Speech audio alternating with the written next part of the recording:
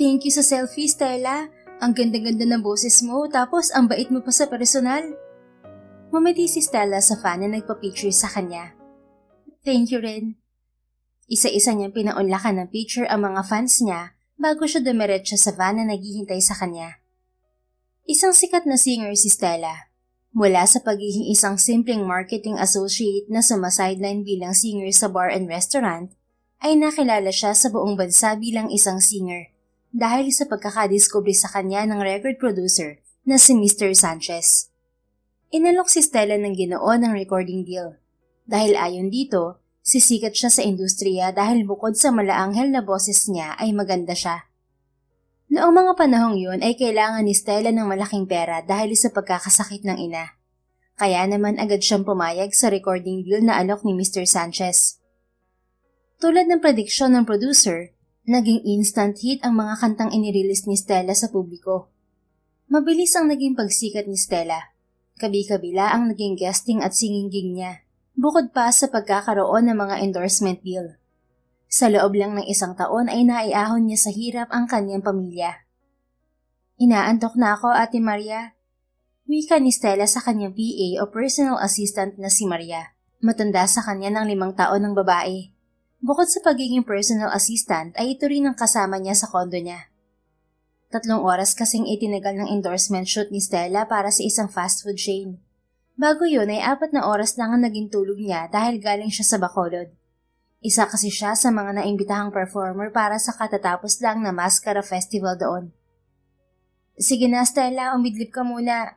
Siguradong traffic na naman kaya haabutin tayo ng siyam-siyam bago makarating sa kondo mo. Ani Maria sa kanya. Sa loob ng mahigit 1 taon ay nakapagpundar na si Stella ng condo unit at sasakyan. Naipagawa na rin niya ang bahay nila sa Baler kung saan naroon ang kanyang mga magulang at kapatid na si Stacy. Wala naman akong schedule para bukas, diba? Tanong niya sa PA. Wala, 3 araw kang pahinga mula bukas hanggang Biyernes. Pagdating ng Sabado, may gig ka sa noontime show. Uuwi muna ako sa Baler bukas. Anya bago nilagay ang neck pillow sa leeg. Sumandal siya sa upuan at ipinikit ang mga mata. Sasabihin ko kay Miss Leia. Ani Maria na ang tinutukoy ay ang manager niya. Sa halip na dumilat ay 1 tango lang ang isinagot niya sa babae. Hindi nagtagal ay tuluyang hinila ng antok si Stella. Nagising na lang siya pagdating nila sa parking ng condo building kung saan siya nakatira. Tumawag si Miss Leia, hindi na kita ginising. Wika sa kanya ni Maria habang lulan sila ng elevator paakyat nila sa unit niya. Anong sabi? Pupunta daw siya mamayang gabi sa condo mo. Kakausapin ka daw dahil may bago kang project. Anong klaseng project daw? Endorsement na naman? Naghihikab na tanong niya sa kasama. Hindi niya nabanggit kung ano eh. Ipinauubaya ni Stella sa manager na si Leia ang pagpili sa mga project at trabahong tatanggapin niya. Tulad ng kanyang PA na si Maria, parang pamilya na ang turing niya sa kanyang manager. Pagdating sa kondo niya ay dumiretso si Stella sa kanyang silid para matulog. 7:00 na siya ng gabi nagising. Paglabas niya ng kwarto ay naabutan niya ang manager na si Leia sa sala. Kanina ka pa ba, tita? Sorry, antok na antok ako. Anya at naupo sa kaharap nitong sofa. It's fine, Stella. Kadarating ko lang din. I came here to talk to you about your new project. Bagong endorsement ba yan? No, movie project.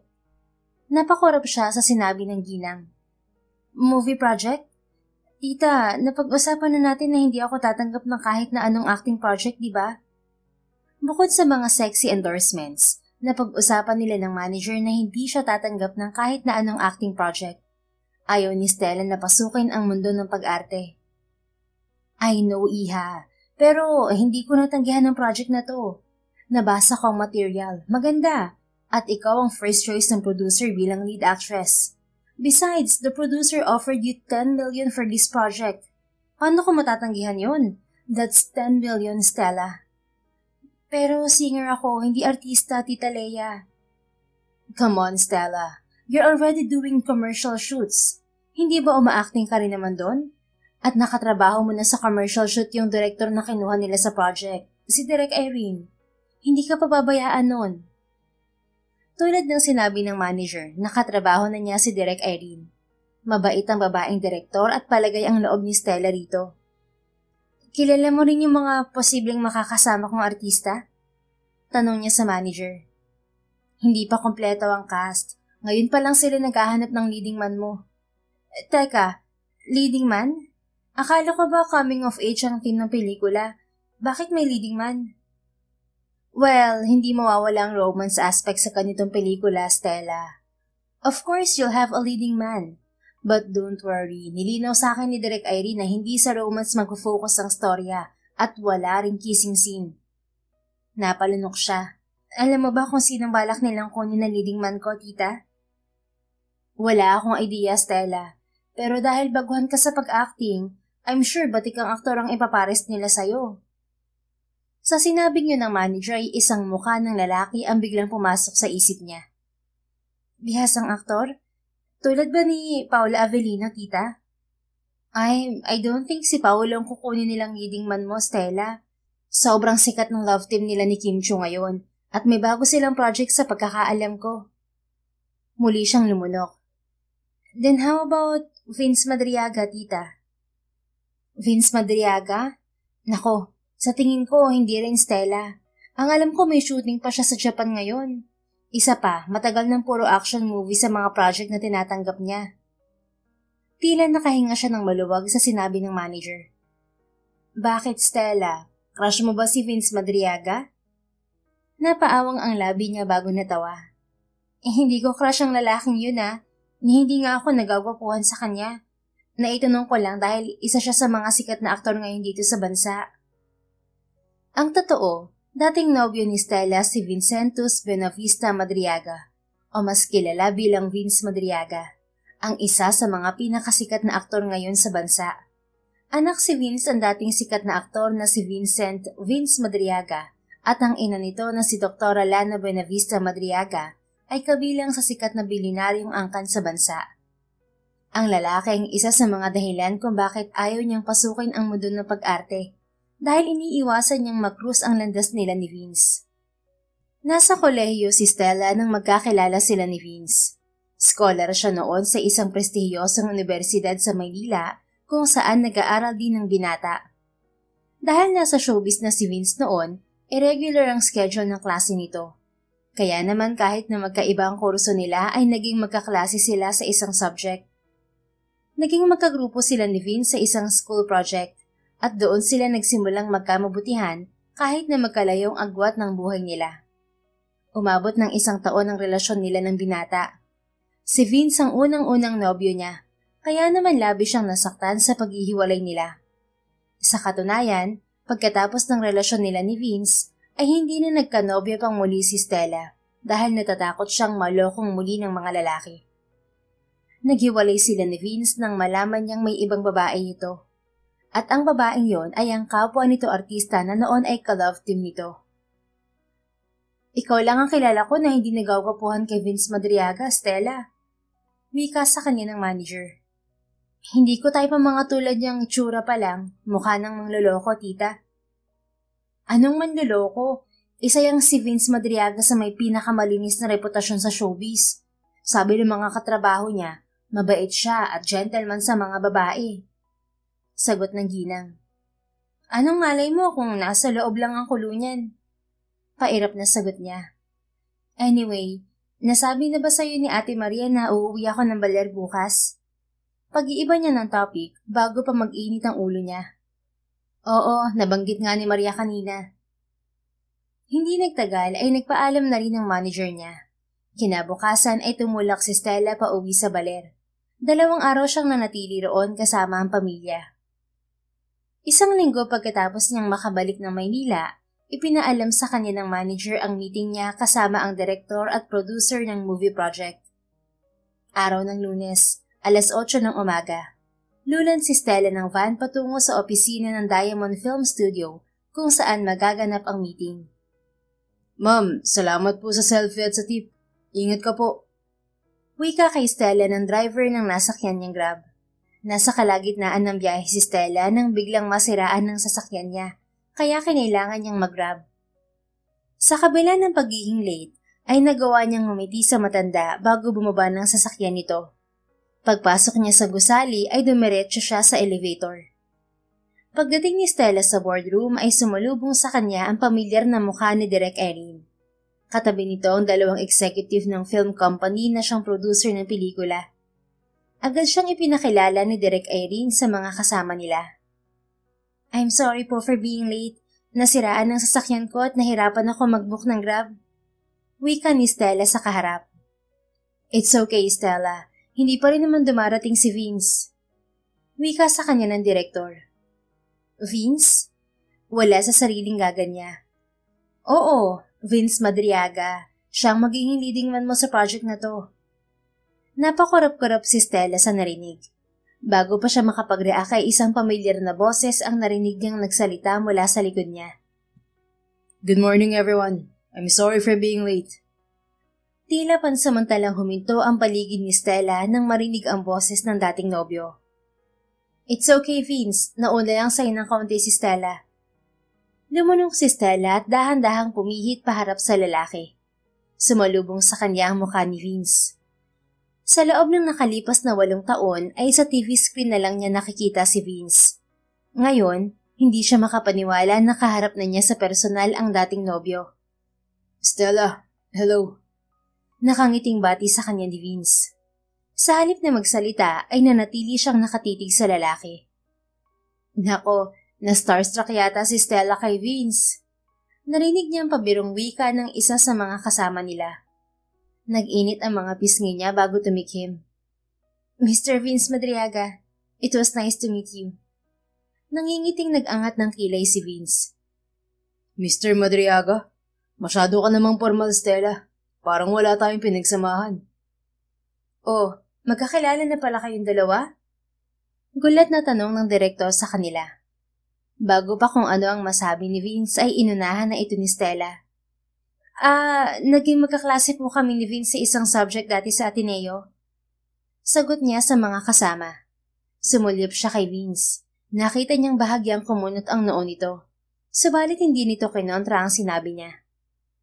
Nakahinga siya ng maluwag. Ayaw niyang may makaalam at umungkat sa naging relasyon nila ng binata. Oh, that's great! Kung ganoon, hindi na pala namin kayo kailangang ipakilala sa isa't isa. Wika ni Direk Irene. Direk, sigurado po ba kayo na si Vince ang gagawin yung leading man ko sa project na to? Tanong ni Stella sa direktor. Why? Do you have a problem with Vince, Stella? Tanong ng ginang. Ngumiti siya at umiling. Hindi naman sa ganun. Hindi lang ako makapaniwala na si Vince ang nakuha niyong leading man ko sa project na to. I mean, he's already a big name in the industry. Thanks for the compliment, Stella. Wika ni Vince. Nang ibalik niya ang tingin sa lalaki ay nakangiti ito sa kanya. Pinigilan niya ang sariling irapan nito. Oh, well, I want to partner you with someone with a great caliber, Stella. And I'm glad Vince accepted the project. To be honest, hindi ko rin inaasahan na tatanggapin niya ang project. Anang direktor. Don't worry, Stella. I know this is your first acting job, so I will guide you and take care of you. Wika naman ni Vince. Napilitan siyang ngumiti sa lalaki bago naupo sa bakanting upuan. Pinigilan niyang bumaling kay Vince nang maramdaman ang pag-upo nito sa tabi niya. Binaliwala niya ang presensya nito at nag-focus na sa script na nasa harap nila. What do you think of the storyline? Do you have any problems with it? Tanong ng direktor pagkatapos nilang pasadahan ng basa ang script na ibinigay nito. Silang tatlo na lang nina Direk Irene at Vince ang nasa boardroom dahil nagpaalam din agad ang dalawang executive na kasama nila. Gusto ko ang istorya, Direk. Sagot ni Stella sa ginang. Isang bokalista ng banda ang gagampan ng role ni Stella sa pelikula. Umiikot ang kwento kung paano siya nagsimula sa pagbabanda hanggang sa madiskubre ng isang talent manager ang talento niya sa pagkanta. Gusto niya ang kwento dahil nakaka-relate siya roon. Ayos lang din sa kanya na hinaluan ng kaunting romance ang kwento. Ang tanging hindi okay kay Stella ay ang magiging leading man niya. I have a question, Direk Erin. Wika ni Vince na bahagya pang nagtaas ng kamay. What is it, Vince? Tanong ng direktor. Nakukulangan ako sa romance, Direk. Wala rin ako nabasang kissing scene. Marahas ang naging pagbaling ni Stella kay Vince dahil sa sinabi nito. This movie is a coming of age, hindi romance ang focus ng pelikula. Anya sa binata. Ngumiti sa kanyang lalaki. I know, Stella. Pero importante pa rin na ma-establish ang romance aspect ng pelikula. Especially sa ending. Nagyakap lang ang dalawang leads. Hindi ba dapat kissing scene ang mangyari sa halip na simpleng yakap lang? Gusto niyang umangal sa sinabi ng lalaki. Subalit naunahan siyang magsalita ni Direk Irene. You have a point there, Vince. But you see, baguhan pa si Stella sa pag-acting. Kaya hindi namin nilagyan ng kissing scene ng script. Kilala mo ako, ayoko nang nandadaya ng eksena.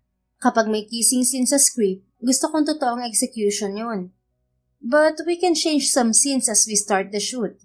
Kung komportable si Stella sa kissing scene, then we can do a kissing scene at the end. I understand, Direk. Ani Vince bago bumaling kay Stella. Are you comfortable doing a kissing scene with me?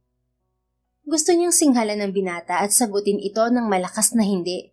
Subalit dahil may kasama sila ay napalunok na lang siya. Well, if it's really needed in the scene, I will do it. Professional na sagot niya. You look nervous. Komento nito bago humiti. Don't worry, Stella. We won't do it if you're not comfortable. Isang pilit ng ngiti ang isinagot niya sa lalaki bago niya ibinalik ang tingin sa direktor. Kapag kompleto na ang cast, we'll be having a press con and script reading. Ani Direk Irene. Ilang sandali pa ay inanunsyo na ng direktor na tapos na ang meeting nila. Are you going straight home? Tanong ni Vince. Nilingon niya ang lalaki. Ako ba ang kausap mo? Nakangiting nag-angat ng kilay ang binata. Tayong tatlo lang naman ni Direk Irene na nandito, di ba? Malay ko ba kung si Direk palang kausap mo? Sumulyap siya sa direktor na abala sa cellphone nito bago ibinalik ang tingin kay Vince. Oo, wala na akong ibang pupuntahan. Stella, nasiraan ka kamo ng sasakyan, di ba? Sumabay ka na sa akin pa uwi. Wika ni Direk Irene matapos ipasok ang cellphone sa bag. Sige po, Direk. Salamat. Ikaw, Vince? Tanong ng ginang sa lalaki. Wala akong schedule ngayon so uuwi na rin ako, Direk. Sasabay na ako sa inyo ni Stella hanggang sa parking. Dahil kasabay nila ng direktor si Vince, ay tahimik si Stella hanggang sa makarating sila sa elevator. So, magkabatch pala kayo ni Vince sa Ateneo, Stella? Sang subject kayo naging magkaklase? Baling sa kanya ng direktor habang naghihintay sa elevator. Nasa pagitan nila ni Vince ang ginang. Sa philosophy, Direk. Aren't you too close back then? Bakit parang awkward kayo sa isa't isa? Nag-init ang mga pisngi niya sa diretsyong tanong ng direktor. Narinig naman niya ang mahinang tawa ni Vince. Hindi naman ako awkward, Direk. Si Stella lang yata. Ani Vince. Tumikim naman si Stella bago maliit na ngumiti. Magkakilala kami ni Vince pero hindi talaga kami masyadong close noon. Tapos ngayon lang ulit kami nakita after 8 years. Napatango ang direktor. Oh, kaya pala. But now that you two are working together, kailangan niyo maging close sa isa't isa. I don't want to see awkwardness from the two of you next time we meet. Napahinto ang ginang nang tumunog ang cellphone nito. Kinuha nito yon at tila may binasa roon bago bumaling kay Stella. Oh no, I'm so sorry Stella. May biglaan akong appointment. I'm afraid hindi na kita maisasabay. No problem, Direk. Ayos lang po. Magagrab na lang ulit ako. Sa akin ka na lang sumabay, Stella. I can take you home. Wika ni Vince. Bago pa maibuka ni Stella ang bibig para tanggihan ng lalaki, ay narinig niya ang boses ni Direk Irene. Good idea, Vince. Magsabay na kayo pa uwi ni Stella para naman makapag-usap kayong dalawa. Kailangan maging komportable na kayo sa isa't isa bago tayo mag-shoot. Don't worry, Direk. Stella and I will work on our closeness. Diba, Stella? Nakangiting baling sa kanya ni Vince. Yes, Direk. Tanging nasagot ni Stella sa direktor. Thank you for today. Mag-ingat kayong dalawa. Wika ni Direk Irene sa kanila pagdating nila sa basement parking ng gusali. Nagpasalamat sila ni Vince sa direktor bago ito tumalikod at dumiretso sa sasakyan nito. Nang mawala sa paningin nila ang ginang ay bumaling si Stella kay Vince. Hindi ako sasabay sa'yo, Vince. Magta-taxi na lang ako. Ani Stella sa dating nobyo. Nandito na tayo sa parking, tapos biglang magta-taxi ka na lang? Ayoko makaabala sa'yo. Hindi ka naman nabala. I volunteered, remember? Saka narinig mo yung sinabi ni Direk Irene. Kailangan nating maging close sa isa't isa. Sige ka, kapag hindi ko sumabay sa akin, tatawagan ko si Direk. Napaawang ang mga labi niya sa huling sinabi nito. Ano ka, bata? Bakit ayaw mong sumabay sa akin, Stella? Do you have a problem with me? Hindi makapaniwalang tiningnan niya si Vince. Kung makapagsalita ito ay parang hindi sila dating magkarelasyon at parang nakalimutan na nito ang ginawang panluloko sa kanya.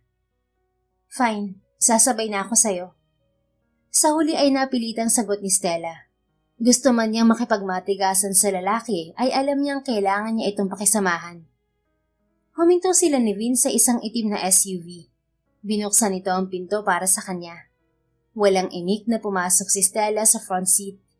Gusto niyang mapapikit nang inatake siya ng pamilyar na amoy pagpasok sa sasakyan ng dating nobyo. Bigla ay bumalik sa kanya ang memorya nila ng binata noong magnobyo pa sila. Are you okay, Stella? Natauhan siya nang marinig ang boses ni Vince. Nasa driver's seat na ito.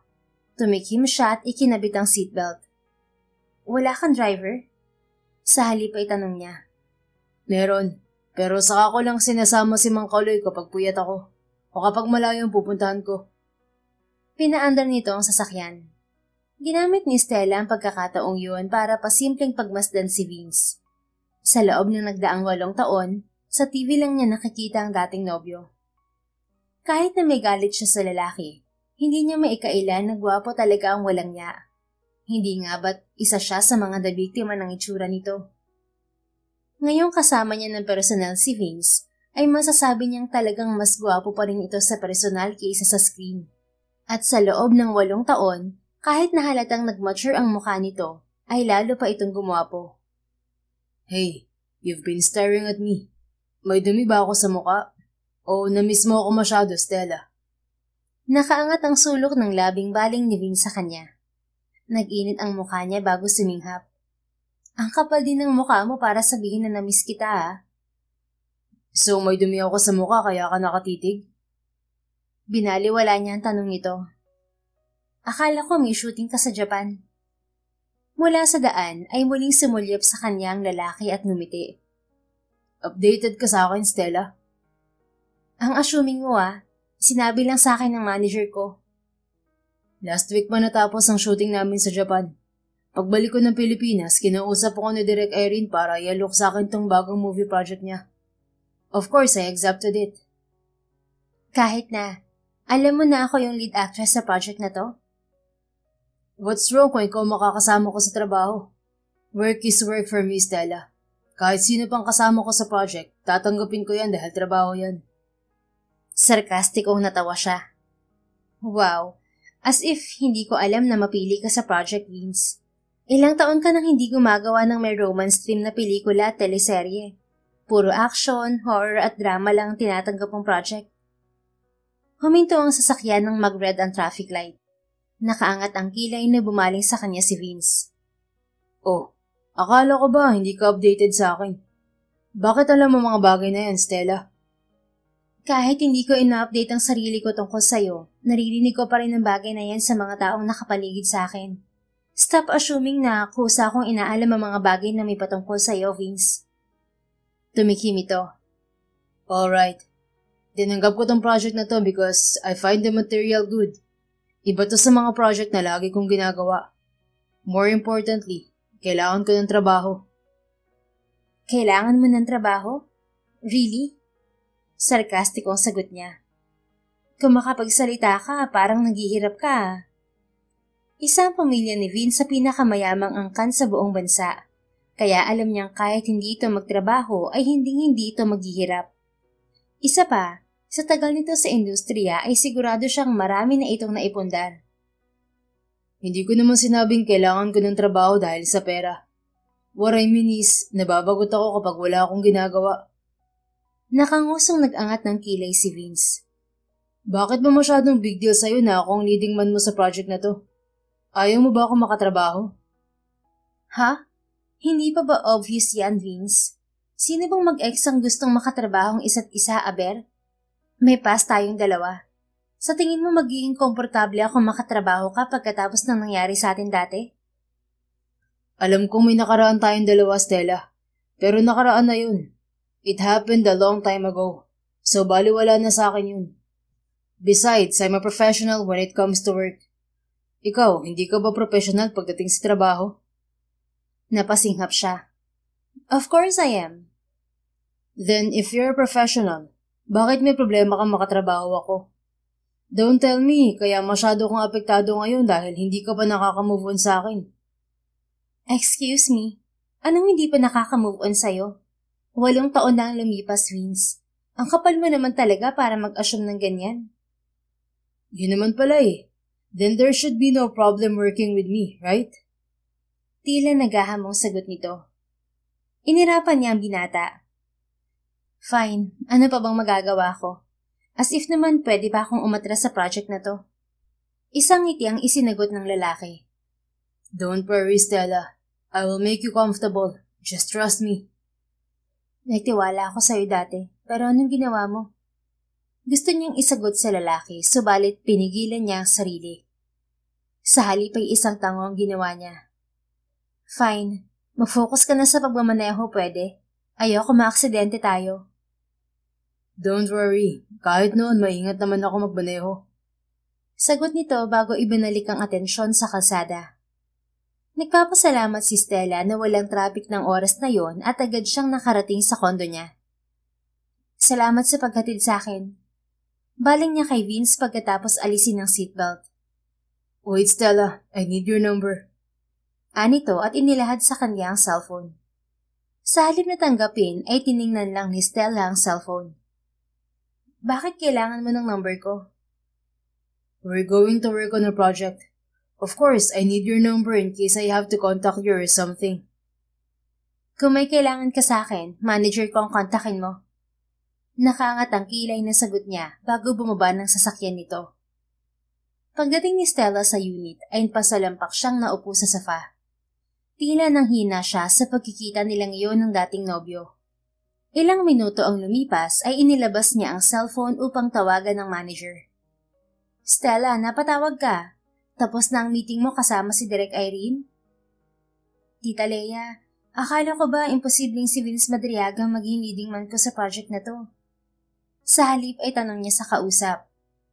Ha? What do you mean, Stella? Wait, don't tell me, si Vince ang nakuha nilang leading man mo. Oo, tita, si Vince nga.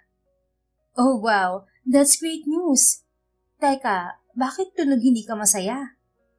Bumuntong hininga siya. Tita, ayoko makatrabaho si Vince. Ha? Bakit? What's wrong with Vince? Isa siya sa pinakasikat na aktor ngayon, Stella. And hindi matutumbasan ng professionalism niya, iha. Kinagat niya ang ibabang labi. Tita, Vince is my ex-boyfriend. Ano ka mo? Malakas na gagad nito mula sa kabilang linya. Ex-boyfriend mo si Vince Madriaga? The son of Vincent Madriaga and Dr. Lana Buenavista?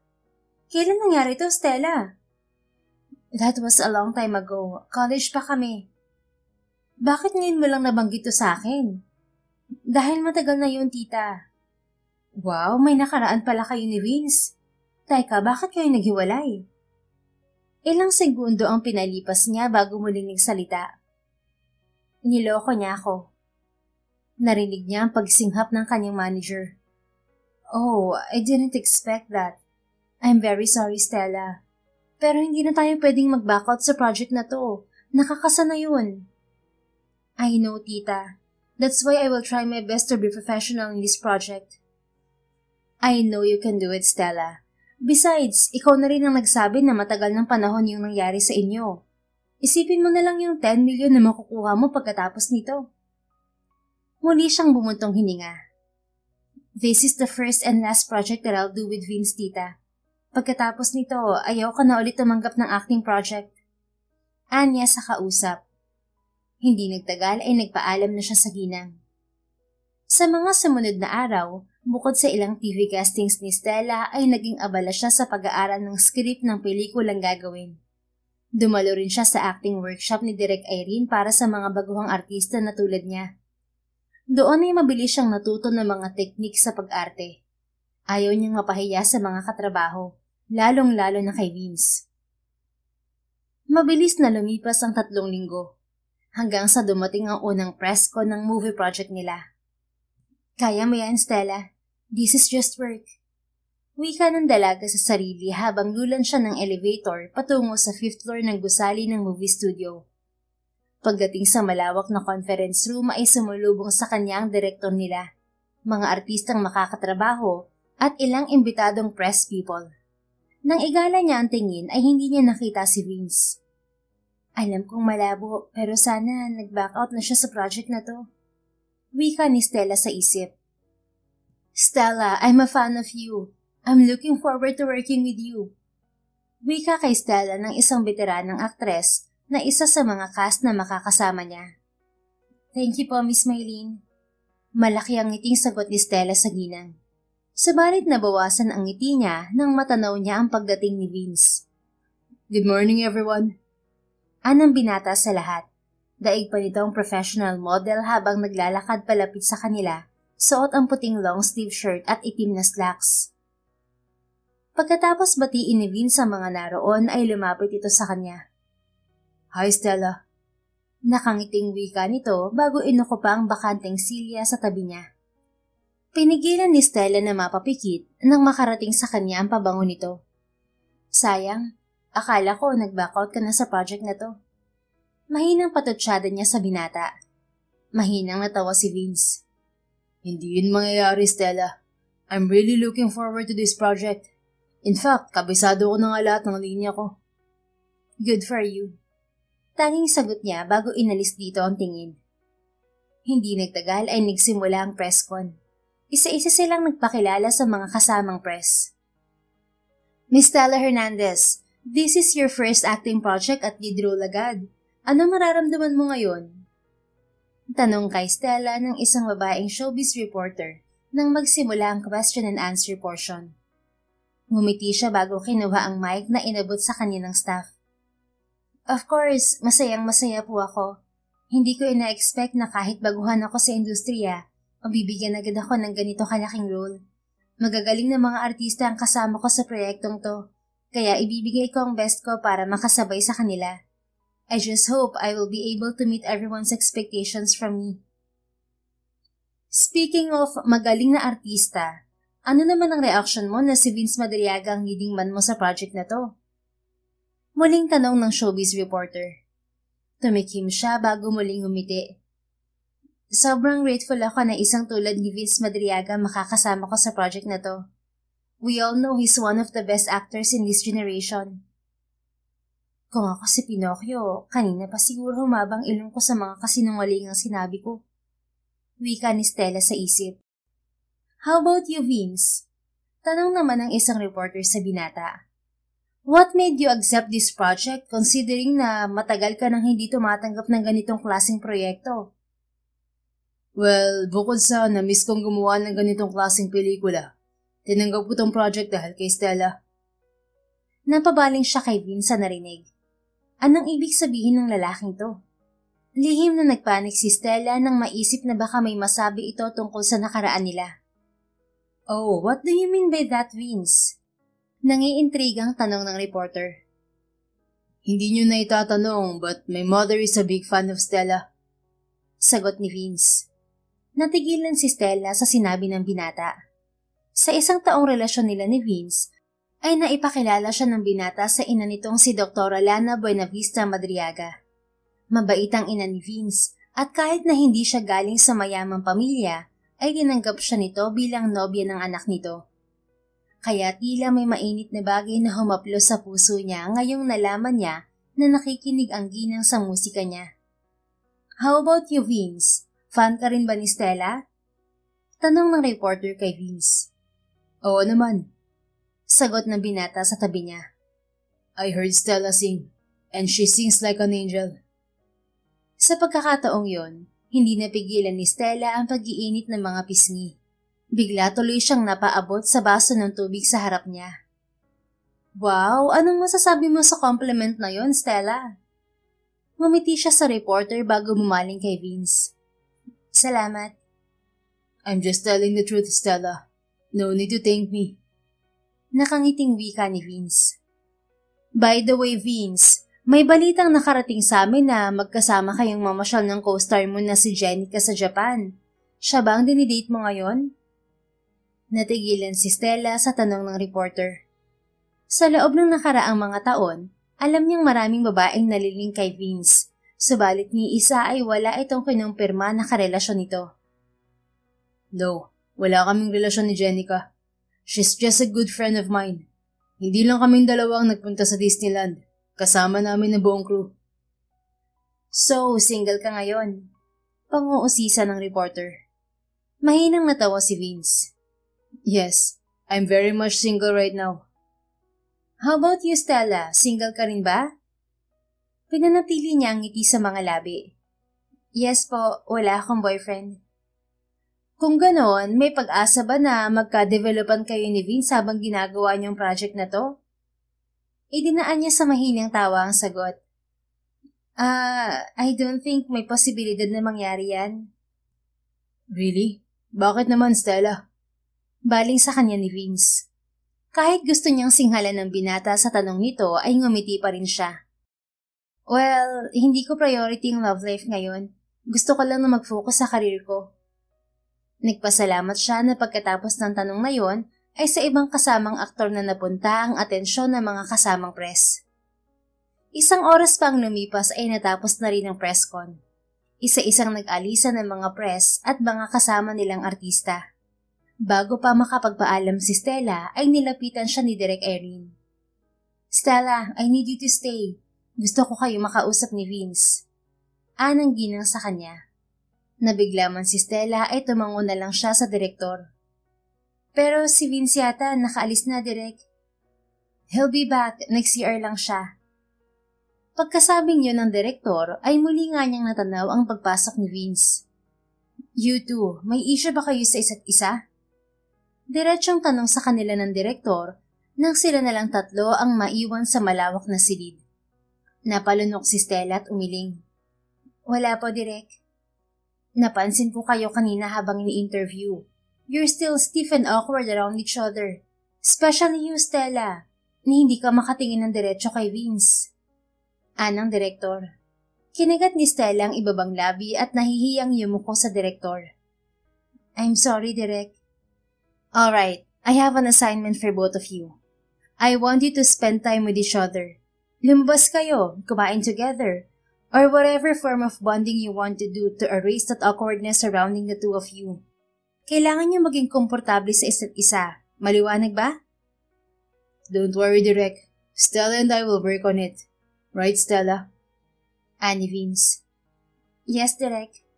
Tango naman ni Stella. Good. Excuse me, sagutin ko lang tong tawag. Ani Direk Irene bago lumabas ng silid. Naiwan sila ni Vince sa presensya ng isa't isa. Narinig mo yung sinabi ni Direk, Stella? Kailangan nating lumabas at magbanding para maging komportable sa isa't isa. Baling ni Vince sa kanya. Narinig ko, hindi naman ako bingi. Look, Stella, alam kong hindi ko komportable sa akin. At nararamdaman ko rin hanggang ngayon ay may galit ka pa sa akin. Hindi ako galit sa'yo. Salubong ang kilay na putol niya rito. Huwag mo nang i-deny, Stella. I can still read your face after all these years. Bahagyang nakangusong sagot ng binata bago ito naglahad ng kamay. But like I said, can we set aside our differences? Just this once? Gusto kong maging maayos ang project na to. Bumuntong hininga si Stella. Siguro nga, kahit mahirap, ay kailangan niyang iisang tabi ang hinanakit niya sa dating nobyo. 8 taon na ang lumipas. Siguro nga ay dapat na niyang ibaon sa limot ang nangyari sa kanila noon. Gusto ko rin namang maayos ang project na to. So fine. Sagot niya bago tinanggap ang kamay nito. Binaliwala ni Stella ang pamilyar na init na gumapang sa kamay niya sa muling pagdadaop ng mga palad nila. Thank you, Stella. Ngiti ng binata. Tumango lang siya bago binawi ang kamay mula rito. So, kailan ka available para sa paglabas natin? Wala akong ibang project na tinanggap bukod dito sa movie natin, kaya libre ako anytime. Ani Vince. Sa Sunday pwede ako. Good. Let's go out that day. I need your number for that. Inilabas nito ang cellphone at inabot sa kanya. Sa pagkakataong yun ay inilagay niya ang number sa cellphone ng binata. Kasabay ng pagbalik niya ng cellphone ni Vince ay ang pagbalik ng direktor. Pareho silang nagpaalam sa ginang. Hindi na rin tumanggi si Stella nang sabayan siya ng lalaki pababa ng parking. May trabaho ka bang ginagawa ngayon bukod sa project na gagawin natin? Tanong sa kanya ni Vince habang sakay sila ng elevator. Meron. May ilang endorsement deal ako, bukod sa regular gigs ko. Ongoing din yung production ng second album ko. Ang busy mo pala. I hope you still find time to rest, Stella. Hindi naman demanding ang mga project ko kaya marami pa rin akong pahinga. Good. I hope you know that I'm proud of you. At deserve mo lahat ng blessings na natatanggap mo ngayon. Muli siyang bumaling kay Vince. Nagtama ang mga mata nila. Hindi niya inaasahan ang sinserong ngiti na nakikita sa mukha ng dating nobyo. Kumarap siya bago tipid ng ngumiti sa lalaki. Salamat, Vince. Hindi siya makapaniwala na magagawa niyang makipag-usap ng kaswal sa dating nobyo. Subalit inaamin niya na gumaan ang loob niya nang magdesisyon siyang sa wakas ay itapon ang hinanakit na inipon niya para rito sa nakalipas na mga taon. You're welcome, Stella. Come on, ihahatid na kita hanggang sa van mo. Doon lang niya namalaya na nakarating na sila sa basement parking. Sa halip na kumontra, ay walang imik na sumabay siya sa lakad ni Vince hanggang sa makarating sila sa tapat ng van niya. Mabilis na lumabas ang driver para pagbuksan siya ng pinto. I'll see you on Sunday, Stella. Wika ni Vince. Salamat, Vince. Ngumiti ang binata bago tumalikod para dumiretso sa sasakyan nito. Kinabukasan, nang bisitahin siya ng manager para mangamusta, ay nabanggit niya ang pakikipagkasundo niya kay Vince. Mabuti naman at maayos na kayo ni Vince, Stella. Anang ginang sa kanya. Wala naman akong choice, tita. Ayoko maapektuhan ang trabaho ko at masira ang pangalan ko dahil sa kanya. Hindi mo pa naikukwento ng buo sa akin yung past niyo ni Vince. Talaga bang niloko ka niya, Stella? Nahuli mo siya sa akto, ganon? Mapait siyang ngumiti habang inaalala ang nakaraan nila ni Vince. Habang kami pa ni Vince, sinabi sa akin ng ka-love team niya noon na may relasyon din sila. Teka, if my memory was right, isa lang naman yung naka-love team ni Vince noon, si Hazel Serrano. Tama ba ako? Tumango siya sa manager. Oo, siya nga. Hindi ko alam kung paano niya nakuha ang number ko, pero madalas siyang mapadala sa akin ng pictures nila ni Vince sa shooting ng teleserye nila. Sinabi niya na may relasyon sila ni Vince. Nung kinumpronta ko si Vince, itinanggi niya na may relasyon sila nung Hazel na yon.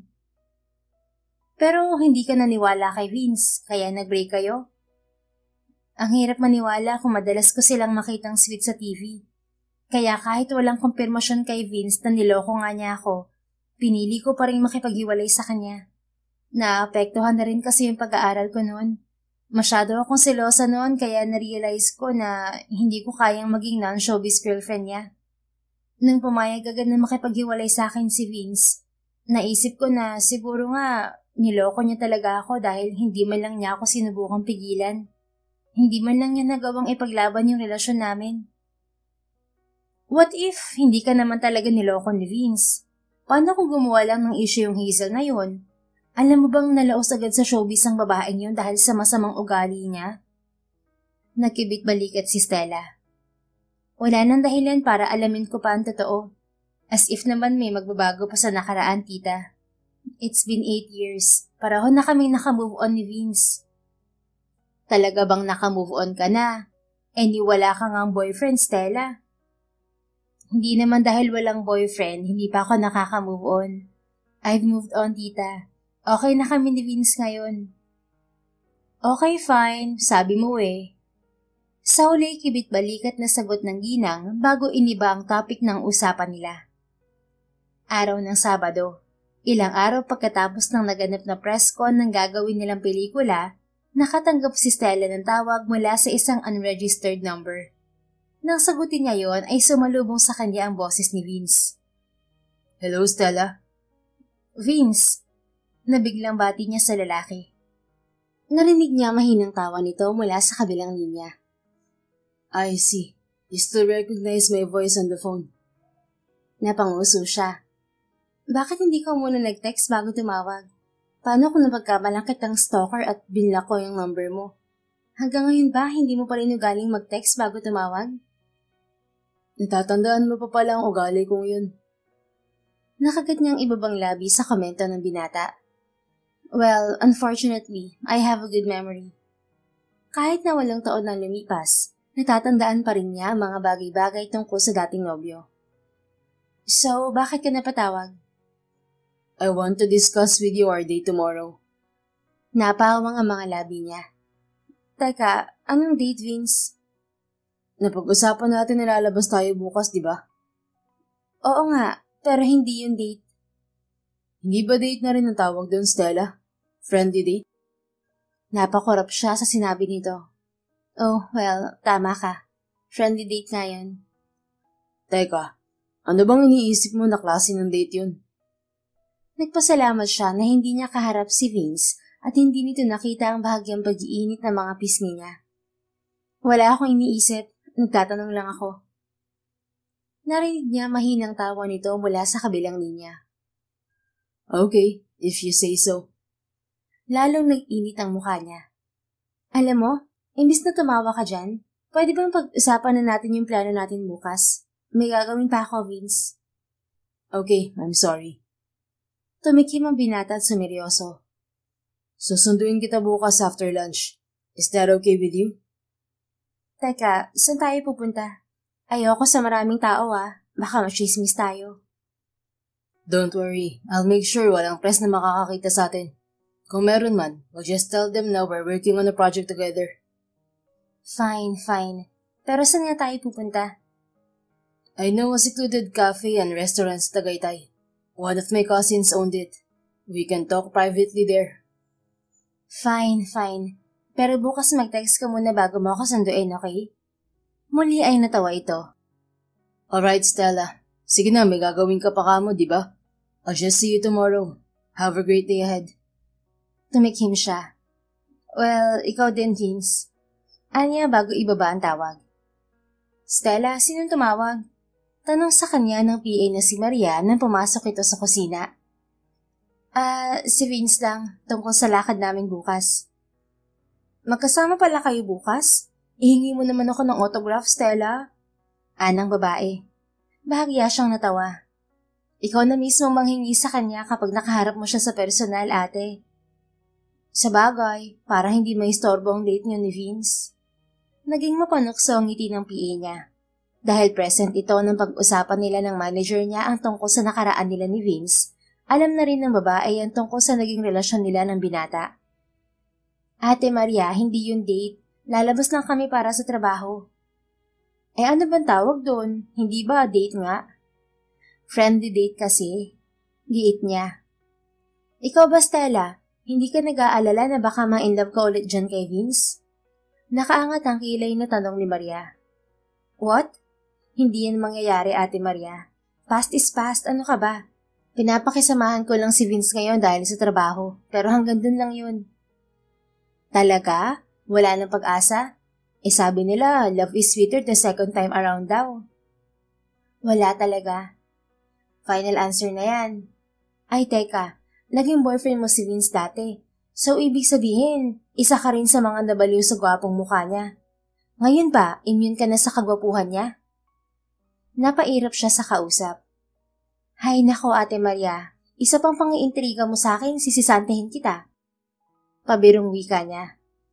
Ito na nga, shut up na ako. Nakangusong sagot ng PA. Natawa na lang si Stella dahil alam niyang alam ng babae na nagbibiro lang siya.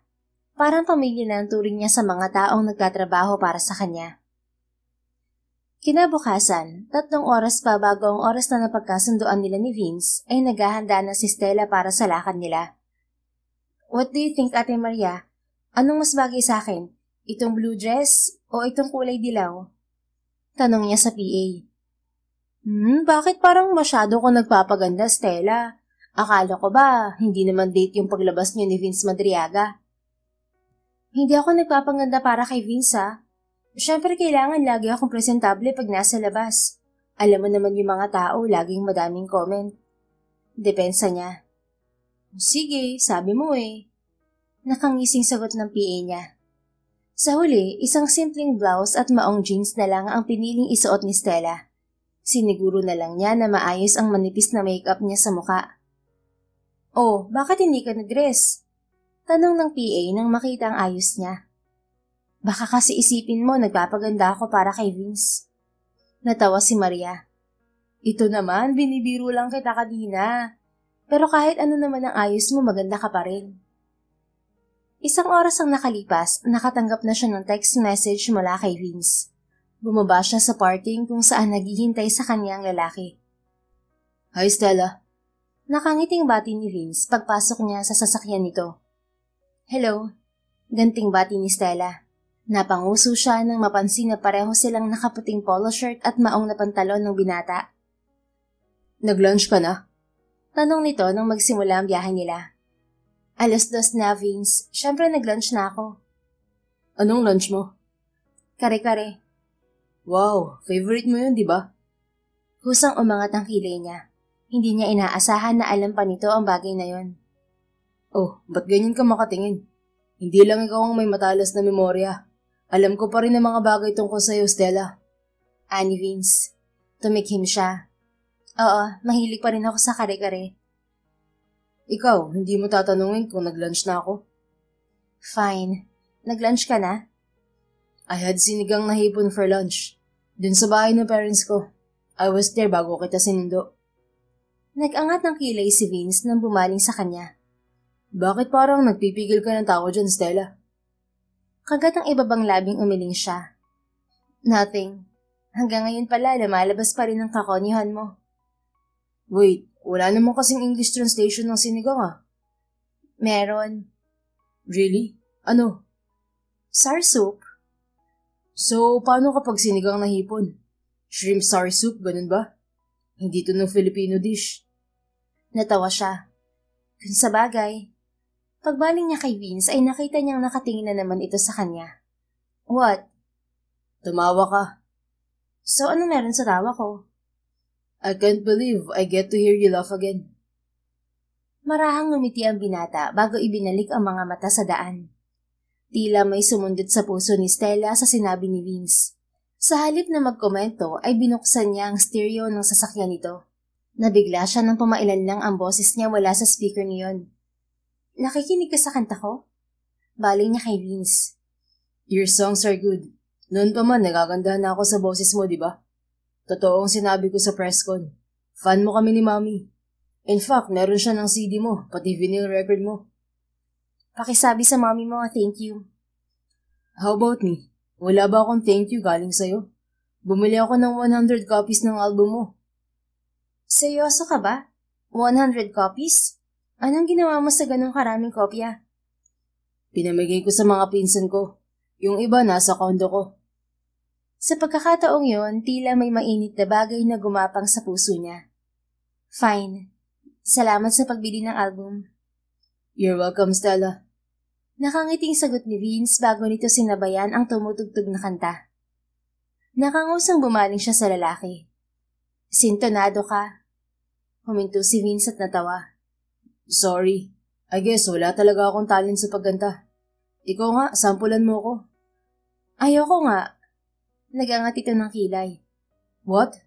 Don't tell me nahihiya ka pa rin kahit professional singer ka na. Ikaw na nagsabi, professional singer na ako ngayon. Hindi ako basta-basta kumakanta kapag walang bayan. Pabirong sagot niya. Oh, magkano ba? 1 million isang kanta. Pwede na ba, Stella? Inirapan niya ang binata. Tigilan mo ako, Vince. Sinong magbabayad ng 1 milyon para sa isang kanta? Ako. Seryoso ako dito ah. So kakantahan mo na ba ako? Sorry, hindi pa rin. Mag-focus ka na lang sa pagmamaneho, Vince. Natatawang sagot niya. Soon mapapakanta rin kita ulit, Stella. Nakangusong wika nito bago itinuon ng atensyon sa kalsada. Hindi nagtagal ay nakarating sila ni Vince sa Tagaytay. Iginiya sila ng staff ng pinuntahang cafe sa balcony part niyon kung saan tanaw ang Taal Lake. Bakit walang ibang tao? Tanong niya nang mapansin na sila lang ni Vince ang naroon sa naturang cafe. I rented the whole place. Namilog ang mga mata niya. Seryoso ka ba? I am. Don't worry, co-owner naman ako ng cafe na to. Tila baliwala lang nasagot nito. Talaga? May business ka na rin pala. My career is not permanent, Stella. Besides, bala ko nang mag-quit sa showbiz in a few more years. Seryoso ka? Ang bata mo pa, Vince. Pareho lang silang 28 ng lalaki. Ngumiti lang ang binata. I've already fulfilled my dream for the last 10 years, Stella. That's enough for me. Wala akong planong tumanda sa pag-aartista. Noong sila pa, nabanggit sa kanya ni Vince na pumasok ito sa showbiz dahil pangarap nitong maging artista. Gusto nitong sundan ng yapak ng ama nito. Ikaw, bakit ka pumasok sa industriya? You know, I was surprised when I heard your song on the radio. Kahit hindi binanggit kung sino ang singer, alam ko na agad na ikaw yun. Aksidente lang talaga yon, Vince. Sumasideline ako bilang singer sa isang bar and resto nang madiscover ako ni Mr. Sanchez. Nagkataon na kailangan namin ng pera noon dahil sa pagkakasakit ni Mama. Kaya pumayag ako sa recording deal na inalok ni Mr. Sanchez. Tapos, hindi ko naman nakalain na sisikat ako ng ganito. Nang maghihit ang mga kanta ko. Na magkakaroon ako ng maraming endorsement at gig. Ngumiti si Vince. It's not really surprising, Stella. Noon pa man, alam ko nung sisikat ka kung sakaling pumasok ka sa industriya. Hindi niya napigil ang pag-iinit ng muka. Noon pa man ay lagi na siyang pinapaulanan ng papuri ni Vince. Sa loob ng isang taong relasyon nila ay naging mabuting nobyo ang binata sa kanya. Salamat, Vince. I want to say that I'm proud of you, Stella. You've achieved so much in just a year. Nakangiting bumaling siya rito. Ikaw din. Nakaka-proud ang layo ng narating mo. You've become a household name in the showbiz industry. Well, for the past 8 years, simula nung maghiwalay tayo, sa pag-arte na lang umigot ang buhay ko. Tumikim siya.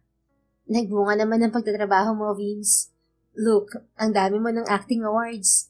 Ang totoo niyan, nahihiya ako makatrabaho ka dahil alam ko kung gaano ka kagaling na artista. And didn't I tell you that I'll take care of you? Besides, natututunan naman at nahahasa ang pag-acting, Stella. Sabi ni Direk Erin nung mag-usap kami, malaki ang potensyal mo. Salamat. Gusto mong practice tayo ng lines ngayon? Napanguso siya. Next time na lang, hindi ko dala ang script ko. Naputol ang pag-uusap nila ni Vince nang dumating ang order nila. Mahilig ka pa rin sa hazelnut latte. Komento nito ng sulyapan ng kape na in-order niya. Hindi na magbabago yon. Ikaw ang pangit pa rin ng taste mo sa kape. Anya bago bumaling sa cafe Americano na order nito. Natawa si Vince. Kahit naman mahilig ako sa mapait, sweet pa rin naman akong tao. Napanguso siya. Fine. Sige na, umaagree na ako. Nag-angat ng kilay si Vince. I thought you have a good memory. Ibig sabihin, natatandaan mo pa rin ang madalas mong sabihin sa akin noon ang sweet kong boyfriend? Natawa siya kasabay ng pag-iinit ng mga pisngi. Oo na, hindi mo na kailangang ipaalala sa akin. Aminado siya na naging sweet na nobyo sa kanya si Vince. Bukod sa pagiging maalaga at laging pagpapaulan ng mga matatamis na salita, mahilig itong mangyakap na siyang gustong-gusto naman niya. Hey Stella. Sa gitna ng pag-uusap nila ay sumeryoso si Vince. Ano yon? I just want to clear things about our relationship. I want to clear my name. Maliit na ngumiti ang lalaki. Hindi kita niloko noon. Wala kaming naging relasyon ni Hazel. Hindi ko alam kung paano niya nakuha ang number mo. And I swear, kung ano man yung sinabi niya sa'yo noon, walang katotohanan ng lahat ng yun. Tila may pumiga sa puso ni Stella nang balikan ang nakaraan nila ni Vince.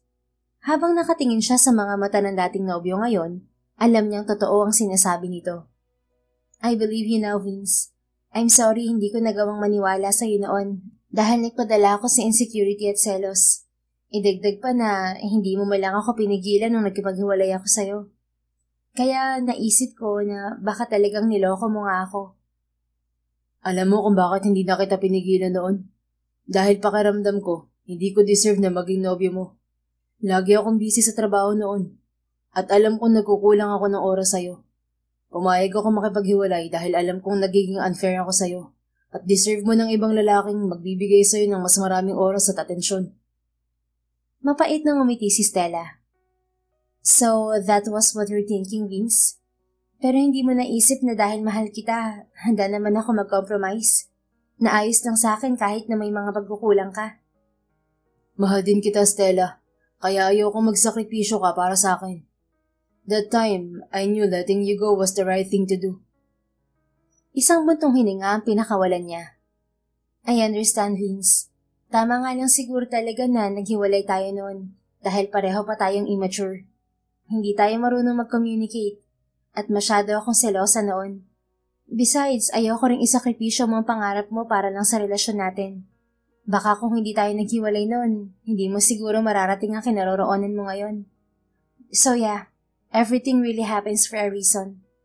You think so, Stella? Tanong ni Vince. Well, yeah. At least, okay na tayo ngayon. Ngumiti siya sa dating nobyo. Isang tipid ng ngiti lang ang isinagot ni Vince bago sila nagpatuloy sa pagkain. Sa sumunod na oras ay napag-usapan nila ang pelikula nilang gagawin. Nagtanong din si Vince tungkol sa pamilya niya. Hindi tulad niya na nakilala ang ina ng dating nobyo, hindi siya nagkaroon ng pagkakataon na maisama sa probinsya nila ang binata upang ipakilala to sa pamilya nila. Halos paggabi na nang tumulak sila ni Vince pabalik ng Maynila.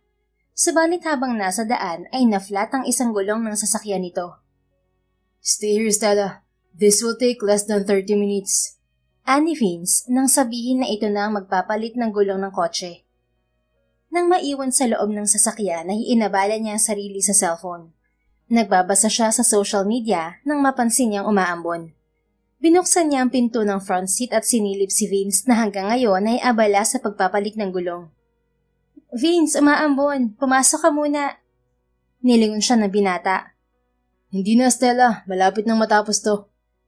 Vince, lumalakas ang ulan. Baka magkasakit ka. Pagkatapos niyang sabihin yon ay biglang ang lumakas ang buhos ng ulan. Vince! Nag-aalalang tawag niya sa lalaki. Sa halip na tumayo ay nakibit-balikat na lang ito. Nabasa na ako, Stella. Might as well finish this para makauwi na rin tayo. Sa huli ay napabuntong hiningal na lang si Stella. 5 minuto pa ang lumipas bago natapos si Vince. Basa ito nang pumasok sa loob ng sasakyan. Sabi ko kasi pumasok ka na muna. Tingnan mo, basang-basa ka. Ang tigas pa rin talaga ng ulo mo. Sermon niya rito kasabay ng pag-abot dito ng panyo niya. It's fine. May extra shirt naman ako dito sa kotse. Kinuha nito mula sa compartment ng kotse ang isang extrang t-shirt. Kahit na, nabasa ka pa rin. Hindi mo ba naisip na baka magkasakit ka? Napahinto siya sa pagsasalita nang biglang hubarin ni Vince ang suot nitong polo. Mabilis na nag-iwas ng tingin si Stella kasabay ng pag-iinit ng muka. Magpasintabi ka naman, Vince. Hindi yung basta-basta ka nalang magtatanggal ng damit. Anya habang nakatingin sa bintana. Bakit? Nakita mo naman na to, di ba? Lalong nag-init ang mga pisngi niya. Dati pa yon, nung tayo pa. Siyempre iba na ngayon. Narinig niya ang mahinang tawa nito. Alright, sorry. Nakapagpalit na ako. Pwede ka na tumingin. Ibinalik niya ang tingin kay Vince. Suot na nito ang tuyong t-shirt. Subalit basa pa rin ang ibang bahagi ng katawan nito. Magpunas ka pa, basa pa rin ang mukha mo. Bago pa niya mapigilan ang sarili ay lumapit pa siya para siya na mismo ang magpunas sa mukha nito. Hanggang ngayon, pasaway ka pa rin talaga, Vince. Kapag ikaw talaga nagkasakit. Napahinto siya nang makitang nakangiti ang lalaki. Bakit nakangiti ka pa dyan, ha? Nakakamiss rin palang sermon mo, Stella. Pati na rin ang pag-aalaga mo. Napaawang ang mga labi niya bago iningusan ng lalaki. Ikaw na nga ang magpunas sa sarili mo. Kaya mo na yan. Bilisan mo para makauwi na tayo agad. Don't worry, hindi ako magkakasakit, okay? Marahan ang ngiting wika nito habang pinupunasan ng sarili. Siguraduhin mo lang. Nakangusong sagot niya. Pilit binabaliwala ang biglang pagwawala ng puso. Ilang sandali pa ay nakabalik na sila sa biyahe. Nagpasalamat si Stella na hindi traffic ang kalsada ng mga oras na yon. Thank you for today, Stella. Wika ni Vince sa kanya nang makarating sila sa gusali ng kondo niya. I'm really happy I was able to talk and hang out with you like this again. Gumanti siya ng ngiti sa lalaki. Salamat din, Vince. Nag-enjoy ako. Bahagyang pumungay ang mga mata nito. I'm really happy today, Stella. Namiss ko to. Namiss kita. Hindi niya napigilan ang muling pagbilis ng tibok ng puso niya. Thank you ulit, Vince. Mag-hot shower ka agad pag uwi mo. Yes po, ma'am. Pabirong sagot nito na sumaludo pa sa kanya. See you next week, Stella. Pagpasok ni Stella sa elevator ay napahawak siya sa dibdib. Napagtanto niya na hanggang ngayon ay may epekto pa rin sa kanya si Vince. Hindi niya maiwasang mag-alala na baka ngayong malapit na ulit sila sa isa't isa ay mahulog siyang muli sa binata. Hindi ka pwedeng ma-inlove sa kanya for the second time around, Stella. Wika niya sa sarili bago siya matulog ng gabing yon. Kinabukasan at sa sumunod na araw, nagpasalamat si Stella na naging abala siya sa recording ng ongoing second album niya. Stella, nasa ospital pala si Vince? Tanong sa kanya ni Ate Maria. Kakauwi lang niya sa kondo niya mula sa recording studio. Ha? Anong ospital? Nabasa ko dito sa FB group ng fans club ni Vince. Nasa ospital daw si Vince ngayon. Naalala niya ang pagpapaulan ni Vince noong pauwi sila mula sa Tagaytay. Kung ganoon ay nagkasakit nga ito. Inilabas niya ang cellphone at sinubukang tawagan ng binata. Sa halip na si Vince ay isang babae ang sumagot sa kanya. Hello? Anong babae sa kabilang linya? Tila may kumurot sa dibdib ni Stella na babae ang nasa kabilang linya at may hawak ng cellphone ni Vince. You're Stella, right? Wika pa nito. Yes. Pwedeng malaman ko sino tong kausap ko? Oh, sorry. Hindi pala ako nagpakilala. I'm Lorraine, kapatid ni Vince. Tila ba nakahinga si Stella ng maluwag sa narinig. Subalit bigla rin siyang nahiya. Sorry sa abala. Gusto ko lang sanang kamustahin si Vince. Nabalitaan ko kasi na nasa ospital siya. Yes, he's here at our hospital. Inaapoy siya ng lagnat kagabi kaya dinala siya rito. Kamusta ang lagay niya? Nag-aalalang tanong niya. Don't worry, okay na siya ngayon. But he still needs some rest. Sorry, tulog si Vince ngayon kaya akong sumagot ng tawag. Pero kung gusto mo siyang dalawin, nandito siya sa room 503. Sasabihin ko sa nurse station na isama sa visitors list ang pangalan mo. No, okay lang. Gusto ko lang malaman ang lagay niya. Sige na, Stella. You're free to come here. Baka umokay agad si Vince kapag nagpunta ka. Hindi niya naintindihan ang ibig sabihin ng sinabi ng kausap. Subalit sa huli ay nakumbinsi siya nito. Nang gabing yon, nagpahatid siya sa driver niya sa St. Mary's Hospital. Pagdating sa lobby ng ospital ay nakasalubong niya ang ina ni Vince na si Dr. Lana Buenavista Madriaga. Stella! Wow, it's really you, Iha. Nabigla subalit masayang wika ng ginang sa kanya. Mrs. Madriaga. Bati ni Stella sa ginang. It's been 8 long years since I last saw you, Iha. Hinawakan nito ang kamay niya. I'm really happy to see you again. Ako rin po, Mrs. Madriaga. Masyado ka namang formal, Iha. Tita Lana na lang. Teka, nabanggit sa akin ni Lorraine na nakausap ka niya sa cellphone ni Vince. Nandito ka ba para dalawin ng anak ko? Opo, sana. Come on, I'll walk you to his room. Maluwang ang ngiting wika ng ginang bago siya iginiya sa bakanteng elevator. Silang dalawa lang ng ginang ang sakay niyon. Stella, I know I might sound nosy, but I want to know, nakabalikan na ba kayo ng anak ko? Tanong ni Dr. Lana sa kanya. Namula ang mukha ni Stella bago umiling. Nako, hindi po tita. May gagawin lang kaming project together ni Vince. Magkasama kami sa isang pelikula.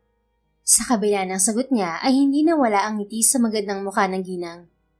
Oh, ganun ba?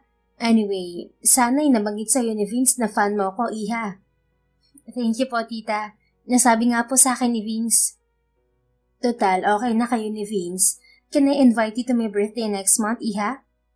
Sige po, titignan ko po kung wala akong schedule ng araw na yon. Sagot ni Stella sa ginang. Bumukas ang elevator sa palapag kung nasaan ang hospital room ni Vince. Sabay silang lumabas ng ginang. Sige na Stella, get inside. Walang ibang bisita si Vince ngayon. Kanina pa umalis ang manager niya. Ani Doktora Lana sa kanya pagdating nila sa tapat ng silid ng anak nito. Hindi po kayo papasok sa loob? Hindi na. Actually, may kailangan pa akong gawin. Hinatid lang kita dito. Pagkatapos sabihin yon ay nagpaalam na nga sa kanya ang ginang.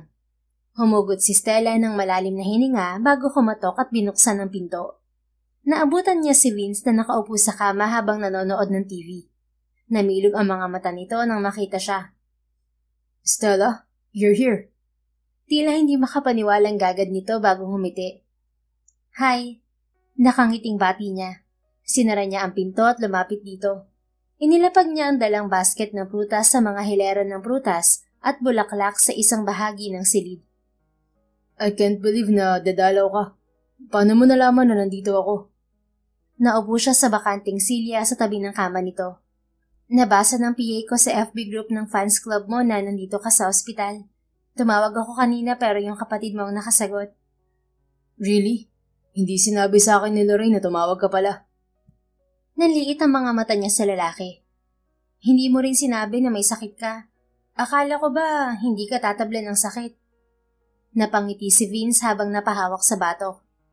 Sorry, hindi ko rin alam kung bakit ako nagkasakit ngayon eh. Dati naman, hindi ako nagkakasakit kapag nauulanan. Ibig sabihin lang yan, mahina ang immune system mo. Nag-angat ng kilay si Vince. Galit ka ba? Bakit ang sungit mo? Paano hindi ako magagalit? Ay nagkasakit ka sa pagiging matigas ng ulo mo. Pinag-alala mo pa ako. Gumuhit ang ngiti sa mukha ni Vince. Really? Nag-alala ka sa akin? Siyempre, magkasama tayo nang naulanan ka. Bakit parang masaya ka pa na may pinag-alala kang tao? Ngumuso si Vince. Hindi ko lang inaasahan na mag-aalala ka sa akin. But I'm sorry if I made you worry, Stella. But don't worry, I'm fine now. Sabi ng doktor, kailangan ko lang ng ilang araw na pahinga. Mabuti naman. Next time, iwasan mo magpabasa sa ulan. Noted po, ma'am.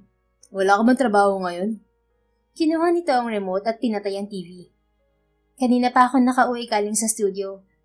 Oh, bakit mo pinatay ang TV? Nanonood ka, di ba? Nanonood lang naman ako kasi bored ako. Now that you're here, I don't need to watch TV anymore. Nakangiting baling nito sa kanya. Hindi niya napigil ang pagwawala ng puso sa ngiting yun ni Vince. Anong tingin mo sa akin? Entertainment mo? Natawa lang si Vince. Pwedeng mag-request, Stella. Ano yon? Ipagbalat mo naman ako ng orange. Nakangusang inabot niya ang isang peraso ng orange sa fruit bowl na nasa side table. Huwag yan. Ang gusto ko yung dala mo. Ani Vince. Ha? Orange din naman to ah. Anong pinagkaiba nun? Basta, gusto ko yung sa'yo, Stella. Ang weird mo, Vince. Wika niya. Subalit sa huli ay sinunod rin niya ang sinabi nito. Kumuha siya ng prutas mula sa basket na dala niya at yun ang binalatan. Here. Abot niya sa binata. Pwede bang subuan mo na rin ako? Nakangising tanong nito. Pinanliitan niya ito ng mga mata. Aba, sumusobra ka na ah. May lagnat ka lang, hindi na patulan ng kamay, Vince Madriaga. Natawa si Vince. Ito naman, joke lang. Umaasa lang na baka makalusot. Pumungay ang mga mata nito. But thank you, Stella, for coming here. At pati dito sa pagbabalat ng prutas. Napalunok siya. You're welcome, Vince. Sige na, kainin mo na yung binalatan ko. Thank you again, Stella. Hindi niya mapigilang panoorin si Vince habang kinakain nito ang orange na binalatan niya. Kahit na may sakit at nakasuot ng hospital gown, ay walang dudang napakagwapo pa rin ng lalaki. Gusto mo, Stella? Alok nito. Umiling siya. Bakit ganyan ka makatingin sa akin? Parang gusto mo rin ng orange. Hindi nga. Nakangusong sagot niya. Nag-angat ito ng kilay. So, nagagwapuan ka lang sa akin kaya ganyan ka makatingin? Ganon? Wow, ang yabang mo rin talaga, no? Hay nako, kung alam lang ng mga fans mo na may tinatago ka rin kayabangan sa katawan. Sikreto lang natin yun, Stella. Hindi pwedeng makalabas sa iba. Pabirong sagot nito na kumindat pa sa kanya. Ewan ko sa'yo, Vince. Natatawang sagot niya. Nag-angat ng kilay ang binata. Pero hindi mo pa sinasagot ng tanong ko. Nagagwapuhan ka ba sa akin? Kapag sinabi kong oo, tatahimik ka na? Lumawak ang ngiti nito at tila kumistap ang mga mata. Talaga? Nagagwapuhan ka pa rin sa akin hanggang ngayon? Kung makapagtanong ka naman, parang pumangit ka over the years. Gwapo ka naman talaga, so syempre nagagwapuhan ako sa'yo. Ikaw din, Stella. Anong ako? Kailan pa ako naging gwapo ha? Natawa si Vince bago sumeryoso. No, ang ibig kong sabihin, maganda ka pa rin. Maganda ka noon pero mas maganda ka pa lalo ngayon. Kasabay ng lalong pagwawala ng dibdib ay nag-init ang mga pisngi niya. Oh, well, salamat. You're blushing, Stella. Namiss ko makita kang ganyan.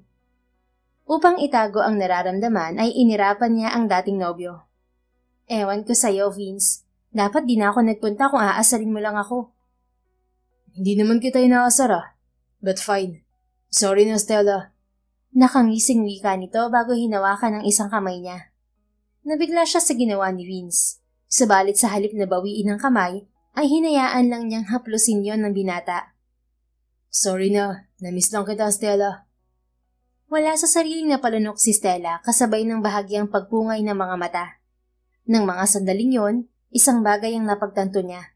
Mahal pa rin niya si Vince. Sa kabila ng 8 taong paghihiwalay nila, hindi nawala sa puso niya ang binata.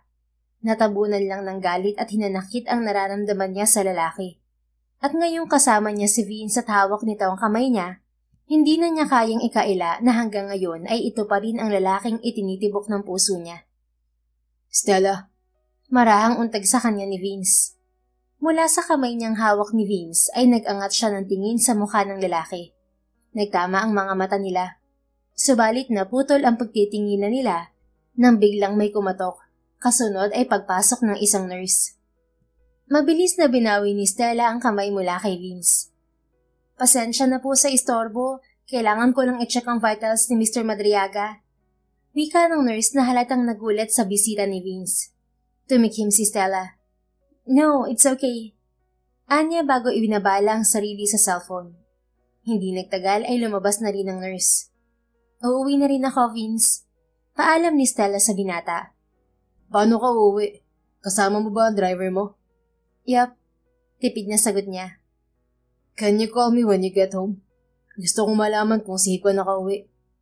Ngumiti siya dito. Sige, magte-text ako. Hindi pwedeng tawag? Pabiro siyang nag-angat ng kilay. Demanding ka, Mr. Madriaga? Gusto ko lang naman marinig yung boses mo. But fine, a text will do. Sagot nito bago muling pumungay ang mga mata. Please take care, Stella. And thank you for coming. Ikaw naman, magpagaling ka. Sagot niya. Tuluyan na siyang nagpaalam bago pa siya matunaw sa harap ni Vince. Mabilis naman siyang nakauwi ng kondo niya. Kamusta si Vince, Stella? Oh, bakit parang problemado ka dyan? Tanong sa kanya ni Maria. Hinawakan niya ang balikat ng PA niya. Ate, mahal ko pa. Si Vince? Sino pa ba? Pumalatak ang kaharap niya. Ayan, kinain mo rin ang sinabi mo, Stella. Sabi ko na nga ba, hindi ko pa nakaka-move on sa kanya eh. So, anong plano mo ngayon? Hindi ko alam, ate. Alam mo, naniniwala talaga ako na may right timing para sa mga bagay. So, maybe ito na yung tamang timing para sa inyong ni Vince, Stella.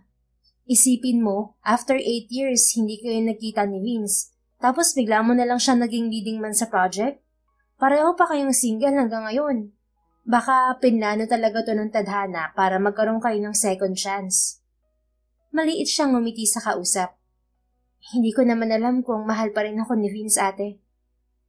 Single pa siya hanggang ngayon, di ba? For the past 8 years, ni minsan wala siyang kinumpirmang girlfriend. Puro chismis lang. Malaki ang posibilidad na tulad mo, mahal ka pa rin niya. Binalikan niya ang ginawang paghawak ni Vince sa kamay niya kanina. Maging ang mga salitang lumabas sa bibig nito at paraan ng pagtingin nito sa kanya. Bumilis ang tibok ng puso niya nang mapagtantong may posibilidad na mahal pa rin siya ni Vince hanggang ngayon. Stella, untag sa kanya ni Ate Maria. Sa halip na sumagot ay niyakap niya ang babae. Thank you, Ate Maria. May bonus ka sa akin. Yan ang gusto ko sa'yo eh. Natatawang sagot ng PA. Pero seriously, Stella, gusto lang kitang makitang masaya. So, sundin mo sinasabi ng puso mo. Minsan lang kumatok sa buhay natin ang pangalawang pagkakataon, kaya wag mo sayangin. Muli siyang nagpasalamat sa babae. Tulad ng sinabi nito, nagdesisyon siyang sundin ang itinitibok ng puso. Kinabukasan ay muling naging abala si Stella sa trabaho. Nakatanggap din siya ng tawag mula kay Direk Irene. Ayon sa direktor ay nagkaroon ng minor changes sa script ng pelikula. Napagkasundaan namin ng head writer na mas maganda kung gagawin nating kissing scene ng ending ng pelikula sa halip na yakap lang. But of course, I need your opinion on this first, Stella. Are you comfortable doing a kissing scene? Tanong ni Direk Irene. Yes, Direk. Okay lang sa akin na gumawa ng kissing scene. Basta si Vince ang kapartner ko. Sagot niya sa ginang. That's good to know. Sagot ng kausap. Ilang detalye pa ng script ang pinag-usapan nila ng direktor bago ito nagpaalam sa kanya. Sabado ng gabi, 3 araw ang nakalipas mula nang dalawin ni Stella si Vince sa ospital. Nasa isang sikat na resto bar si Stella sa Makati kung saan siya regular na tumutugtog 1 beses 1 buwan. Good evening everyone. Tonight we'll be doing an acoustic set. Pagkatapos ng sandaling pagpapakilala at pagsiset up sa hawak na acoustic guitar, ay nagsimula siyang tumugtog at kumanta. Una niyang kinanta ang love song na kasama sa unang album niya. Pagdating sa chorus ng kanta ay napapikit siya. At habang nakapikit na kumakanta, biglang pumasok sa isip niya si Vince. Nang idilat ni Stella ang mga mata, muntik na niyang makalimutan ng lyrics ng kinakanta nang matanaw niya ang lalaki. Nakatayo ang binata sa dulong bahagi ng resto bar. Nakaitim na polo shirt at baseball cap. Nagtama ang mga mata nila ng dating nobyo. Ngumiti sa kanya ang binata at bahagyang kumaway. Nagwala ang puso ni Stella. Sa kabila ng nararamdaman ay pinilit niyang mag-concentrate sa performance. Hindi niya alam kung paano niya nagawang tapusin ang performance habang alam niyang nasa audience ang lalaki. Stella, may sundo ka. Anunsyo ng PA niya habang nag-aayos siya ng gamit sa backstage.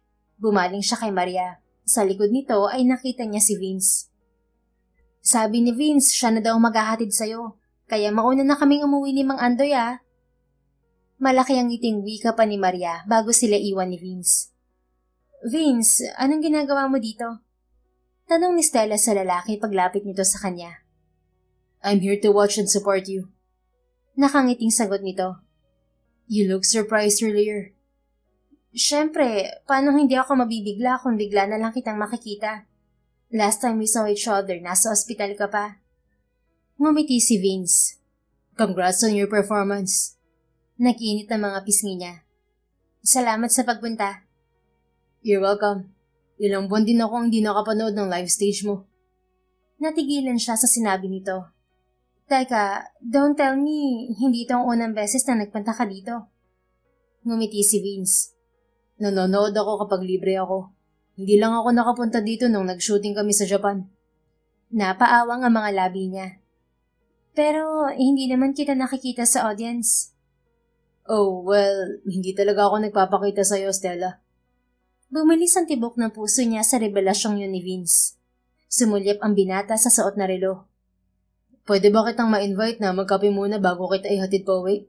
Total, itong huling araw na magkikita tayo this week. Ha? Bakit? Hindi ba start na ng shooting natin sa Wednesday? May flight ako pa Korea sa Martes, Stella. I'll be attending the Seoul Film Festival. Nominated ako bilang Best Actor. So, I won't be here on our first shooting day. Wow, congrats sa Best Actor Award, Vince. Natawa ang lalaki. Hindi pa nga ako nananalo, Stella. Ngumiti siya dito. Manalo ka man o hindi, Best Actor ka pa rin para sa akin. Wow, parang ayaw ko nang pumunta sa Korea. Bakit naman? Ayos na sa akin na Best Actor ako sa'yo. Hindi ko na kailangan ng award. Ewan ko sa'yo. Natatawang sagot niya bago niyaya palabas ang binata. Dumiretso sila sa isang coffee shop na ayon kay Vince ay pag-aari rin ng isa sa mga pinsan nito. Good luck sa first day ng shooting, Stella. Gusto ko sanang nandun ako pero conflict talaga sa schedule. Anito habang nagkakape sila. Okay lang, Vince. Basta pasahan mo na lang ako ng talent mo sa acting kahit konti. Pagbibiro niya. Hinawakan nito ang kamay niya. Hindi na kailangan, Stella. I know you'll do great. Muling nag-init ang puso niya. Sus, nambola ka pa? Hindi ako nambobola. I know you'll do well. Pero pwede rin naman kitang pasahan ng acting skills ko. Kaso isa lang ang paraan para mapasa ko sa'yo ito. Talaga? Paano? Naging pilyo ang ngiti ni Vince. Well, it can only be passed through a kiss. Nagiinit ang mga pisnging inirapan niya si Vince. Ewan ko sa'yo, Vince. Natawa ang binata. Ang sarap mo pa rin asarin, Stella. Iningusan niya ito. Sa kabila niyon ay ramdam ni Stella ang saya sa puso niya. Batay sa kilos ni Vince, ramdam niya na may pagtingin pa rin sa kanya ang dating nobyo. Nagdesisyon siya na aminin na ang nararamdaman sa binata pagbalik nito mula sa South Korea. But seriously, Stella, you can do it. Just trust yourself, okay? Marahang ngiti nito sa kanya. Salamat, Vince. Natigilan siya nang mapansin na nakatitig sa mukha niya ang binata. Ba't ganyan ka makatingin? Gusto lang kitang pagmasdan bago ako umalis. 3 araw din ako sa Korea. Tumigil ka nga, baka matunaw ako. Pabirong sagot niya kahit na alam niyang may katotohanan yon. Sorry. Natatawang sagot ni Vince bago ibinalik ang atensyon sa iniinom na kape. Hindi nagtagal ay hinatid na siya pauwi ng binata. Mag-ingat ka sa flight mo. Anya pagdating nila sa gusali ng kondo niya. Thank you, Stella. Good luck on your first day. I'll see you next week. Sagot nito. 2 araw ang nakalipas ay nagsimula ang shooting ng pelikula nila. Sa gitna ng shoot ay nabalitaan ni Stella na hindi nakuha ni Vince ang Best Actor Award. Habang pauwi siya mula sa maghapong shoot ay tinawagan niya ang binata. Stella, tapos na ang shoot mo? Tanong ni Vince mula sa kabilang linya. Oo, pauwi na ako. How was it? Hindi ka ba nahirapan? Okay naman, mabait si Derek pati na yung ibang mga katrabaho natin. That's good to hear. Ikaw, kamusta ka? I heard someone else got the award. I'm sorry, Vince. Narinig niya mahinang tawa nito sa kabilang linya. It's fine, Stella. Bakit naman ako malulungkot kung best actor na ako sa'yo? Mas importante yung opinion mo kaysa sa opinion ng judging committee. Natawa rin siya. Seryoso ka nga, Vince? I'm serious. I'm fine, Stella. Mas naging okay pa ako dahil tumawag ka. I missed your voice. Tila may paru-parong naglaro sa tiyan niya sa narinig. Nung isang araw lang tayo nakita ah. Pwedeng mag-request, Stella. Dahil hindi ako nanalo ng award, pwede bang kantahan mo naman ako? Ngumuso siya. Fine, pero isang linya lang ah. Tumikim siya at nagsimulang kantahin ang chorus ng isa sa mga kanta niya. Alam mo kung anong nararamdaman ko kapag kumakanta ka? Feeling ko, maakit ako sa langit, Stella. Wika ni Vince pagkatapos niyang kumanta. Natawa siya para itago ang kilig na gumapang sa katawan. Sige na, ibababa ko na to. Malapit na ako sa kondo ko. Alright, I'll see you after 3 days. Kinabukasan, nakatanggap siya ng mensahe kay Vince na pauwi na ito ng Pilipinas. 2 araw pang lumipas, pagdating ni Stella sa location ng shooting nila, ay sumalubong sa kanya ang gwapong mukha ni Vince. Kasalukuyan itong kausap ng direktor nila. Pagkatapos nitong makipag-usap kay Direk Irene ay dumiretso sa kanya ang lalaki. Vince, may problema ba? Tanong niya nang mapansin ng pag-aalala sa mukha nito. Kahapon lang sila in-inform ng direktor na ngayon nila isushoot ang ending ng scene ng pelikula. Kabilang sa eksenang yon ang kissing scene nila ni Vince. Stella, I've talked to Direk Irene. Are you okay with the changes in the script? Ni Vince sa kanya. Yes, nag-consult siya sa akin bago niya binago ang script. Really? Okay lang sa'yo na may kissing scene tayo? Okay lang sa akin, Vince. Besides, sabi mo hindi mo naman ako pababayaan, di ba? Ngumiti siya rito. Of course, Stella. I just want to make sure na komportable ka sa mga eksenang gagawin natin. Hinawakan niya ang braso nito. Don't worry, I'm good, Vince. I trust you, okay? Napakurap ang binata bago ngumiti. Thank you, Stella. Ilang sandali pa ay inanunsyo ni Direk Irene na magsisimula na ang shooting. Ready ka na, Antonio? Tanong ni Stella kay Vince gamit ang pangalan ng karakter nito sa pelikulang ginagawa nila. Nakangiting tumango sa kanyang lalaki. Camera on standby. Camera rolling. 3, 2, 1, action! Pagkatapos yung sabihin ng direktor ay naghawak ang mga kamay nila ni Vince. Mahal na mahal kita, Antonio. Salamat dahil hinintay mo ko. Buong pagmamahal na wika ni Stella habang diretsyong nakatingin sa mga mata ni Vince. Masuyong umiti sa kanyang binata. Mahal na mahal din kita, Stella. Tulad ng pinangako ko sa'yo, handa ako maghintay sa'yo habang buhay. Bago pa makapag-react si Stella ay narinig na niya ang boses ng direktor. Cut! Cut! Sigaw ni Direk Irene bago lumapit sa kanila. Vince, bakit mo tinawag si Stella sa pangalan niya? Gabriela ang pangalan ng role niya sa movie na to. I'm sorry, Direk. Magkatunog kasi. Tila nahihiyang hingi pa umanhin ni Vince. Kinagat ni Stella ang ibabang labi para pigilang mapangiti sa nahihiyang ekspresyon ng binata. Okay, let's do it again. I like your chemistry.